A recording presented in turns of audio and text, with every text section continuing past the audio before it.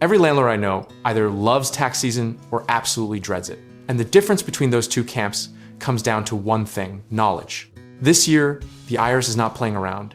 And if you are collecting rent without understanding your tax obligations, you are essentially leaving money on the table while simultaneously inviting an audit to your front door. Let's start with the foundation. The form that anchors everything, Schedule E, which is where you report your rental income and expenses, and it is the single most important document in a landlord's tax life. Think of Schedule E as your rental property's report card, except instead of grades, it tells the IRS exactly how much you made, how much you spent, and what you get to keep. Now here is where people get tripped up: depreciation. That beautiful, almost magical concept where the IRS lets you deduct the cost of your building over 27.5 years, even while the property is likely appreciating in value. You are essentially telling Uncle Sam, my building is getting older and wearing out, while quietly watching Zillow show you a higher number every quarter, and the IRS just nods along. If you hired contractors, landscapers, or any unincorporated workers who you paid $600 or more in a calendar year, you are required to issue a Form 1099 NEC, and skipping this step is one of the most common and costly mistakes landlords make. The IRS cross-references these forms, so if your contractor reports income and you never sent the paperwork, you just handed the government a reason to dig deeper into your returns. Form 4562 is the depreciation form, and while it sounds like a government code for something boring, it is actually your best friend in a long-term wealth building strategy. Every appliance, every roof repair classified as a capital improvement, every new HVAC system, it all runs through this form. And mastering it means you are playing tax chess while other landlords are playing checkers. Now let's talk about the passive activity loss rules, which feel like the government specifically designed them to confuse people who are trying to build wealth outside of a 9-to-5. If your adjusted gross income is under $100,000, you can deduct up to $25,000 in rental losses against your regular income. But that benefit phases out completely by $150,000, which is the IRS's subtle way of saying, congratulations on your success, now pay more. A lot of investors panic when they hear the word audit, but the reality is that well-documented, consistently filed Schedule E returns with legitimate deductions are far less likely to trigger scrutiny than messy, inconsistent ones.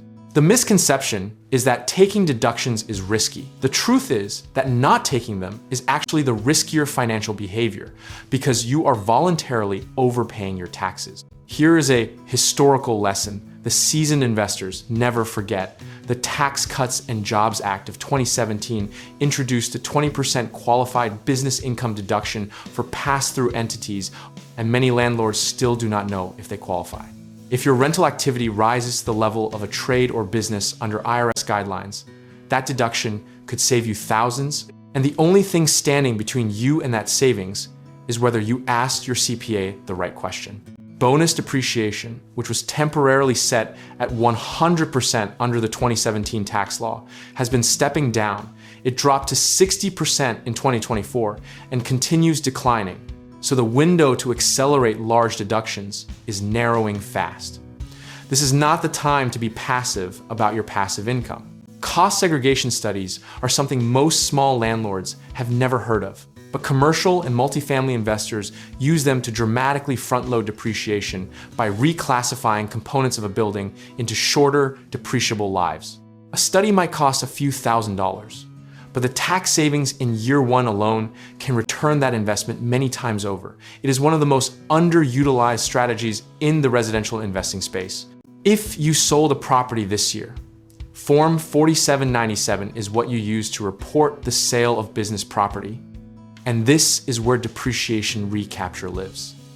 The IRS's way of clawing back all those years of deductions at a 25% rate. Many investors are blindsided by this because they calculated their gain based on purchase price, completely forgetting that the IRS calculates it based on your adjusted basis, which depreciation has been quietly reducing every single year. A 1031 exchange, reported on Form 8824, is how you legally defer all of that capital gains and depreciation recapture tax by rolling proceeds into a like-kind property. And it is one of the most powerful wealth preservation tools in the entire tax code. The rules are strict. You have 45 days to identify a replacement property and 180 days to close. But investors who master this cycle can theoretically defer taxes indefinitely and build generational wealth without the IRS taking their cut along the way.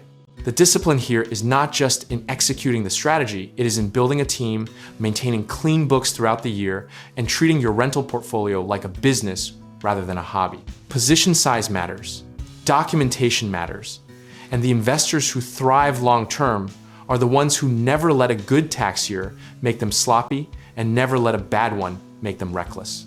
At the end of the day, taxes are not a threat to your real estate portfolio. They are a signal that the portfolio is working. And your only job is to legally minimize what you owe while maximizing what you build.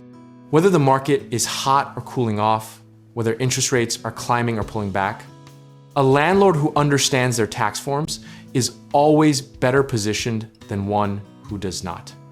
And that is a competitive edge that compounds just like the wealth itself.